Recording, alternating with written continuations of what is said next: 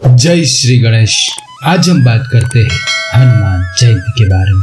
हनुमान जी की जन्म। हनुमान जयंती चैत्र माह की पूर्णिमा को मनाई जाती है। माना जाता है कि इस दिन हनुमान जी का जन्म हुआ था।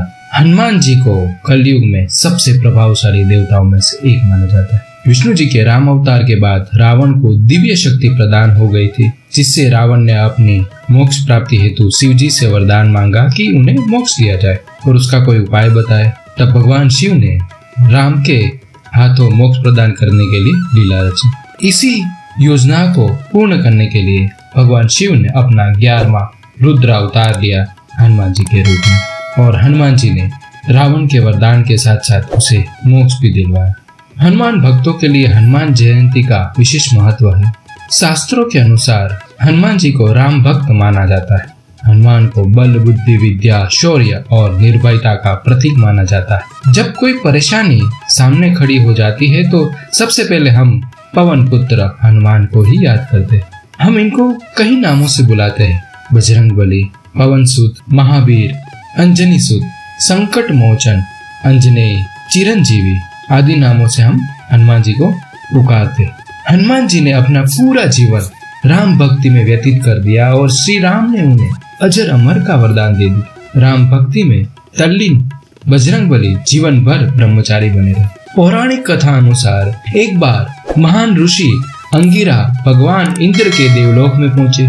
वहां पर इंद्र ने पुंजिकस्थला नाम की अप्सरा द्वारा नृत्य प्रदर्शन की व्यवस्था की, लेकिन ऋषि को अप्सरा के नृत्य में कोई दिलचस्पी नहीं थी, इसलिए वह गहन ध्यान में चले गए। अंत में जब उनके अप्सरा के नृत्य के बारे में पूछा गया, उन्होंने ईमानदारी से कहा कि उन्हें नृत्य देखने में कोई दिलचस्पी नहीं है। यह सुनकर पुंजिकस्थला ऋषि पर क्रोधित हो गई।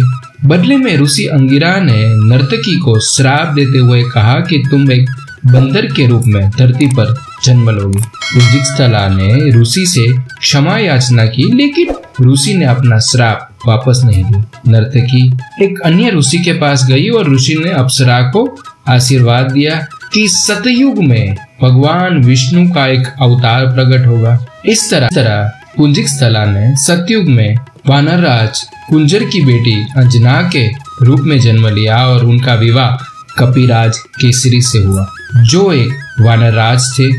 इनके बाद दोनों को एक तेजस्वी पुत्र हुआ, जिसे शक्तिशाली हनुमान कहा गया। हनुमान जी का नाम मारुति था। भगवान शिव के 11वें अवतार माने जाने वाले हनुमान जी के जन्मदिन को हनुमान जयंती के रूप में बड़े धूमधाम के साथ मनाया जाता है। यह एक ऐसा हिंदू पर्व, एक प्रमुख हिंदू पर्व है। यह चैत्र माह की पूर्णिमा को मनाया जाता है। हनुमान जी की माता का नाम अंजना और पिता का नाम केसरी है। बजरंगबली के जन्म की एक रोचक कथा है। ज्योतिष गणना के अनुसार बजरंगबली का जन्म चैत्र पूर्णिमा को मंगलवार के दिन चित्रा नक्षत्र और मेष लग्न के योग में सुबह 6 बजे हुआ। जब बजरंगबली का जन्म हुआ तब उसका शरीर वज्र के समान था। हनुमान जी के जन्म से जुड़ी एक पौराणिक कथा अनुसार सतयुग में जब राजा दशरथ ने संतान प्राप्ति के लिए गुरु वशिष्ठ के मार्गदर्शन में पुत्र कामेष्टि यज्ञ करवाया था, जिसे श्रृंगी ऋषि ने संपन्न किया था। यज्ञ संपन्न होते ही यज्ञ कुंड से अग्निदेव स्वयं खीर का पात्र लेकर प्रकट हुए और तीनों रानियों को बांट दिया।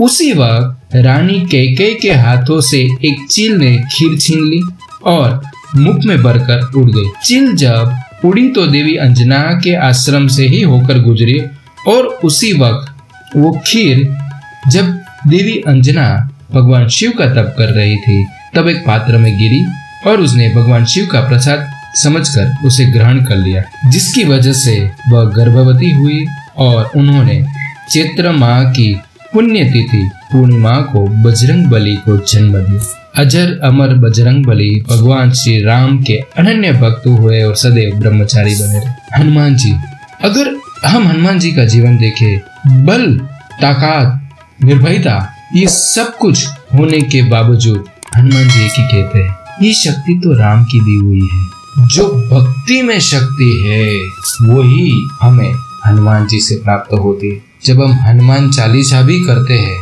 तो उसमें यही आता है, भूत पिशाच निकट नहीं आवे, महावीर जब नाम सुना। अगर वीरता का प्रतीक हनुमान जी है तो हनुमान चालीसा करने से हमारे में वीरता आती है। अगर हनुमान जी का जीवन चरित्र हम देखें, जब उसकी शक्ति जामवंत जी ने याद दिलवाए कि सिर्फ आप ही ये समुद्र को पार कर सकते हो और लंका जा सकते हो, और हनुमान जी ने अकेले ही लंका जलाए। जब हम कहते हैं हनुमान जी को संकट मोचन, जब भगवान श्री राम पे संकट आया, लक्ष्मण जी मूर्छित हो गए, तब हनुमान जी ही संजीवनी पर्वत उठाकर लेके आए थे। तो संकट मोचन भी है, लेकिन हनुमान जी इतनी शक्ति होने के बावजूद भी क्या कहते हैं, ये तो प्रभु श्री राम की दी हुई शक्ति है। तो जो भक्ति में शक्ति है, अगर आपको भक्ति चाहिए तो हनुमान जी आपको भक्ति के साथ साथ निर्भयता, वीरता, आत्मविश्वास से भरपूर सब ज्ञान देते हैं। इस दिन जितना हो सके उतना हनुमान चालीसा का पाठ कीजिए, श्री राम का जाप कीजिए, बजरंग बाण भी कर सकते, सुंदर कांड का पाठ सुन भी सकते हो और कर भी सकते हो।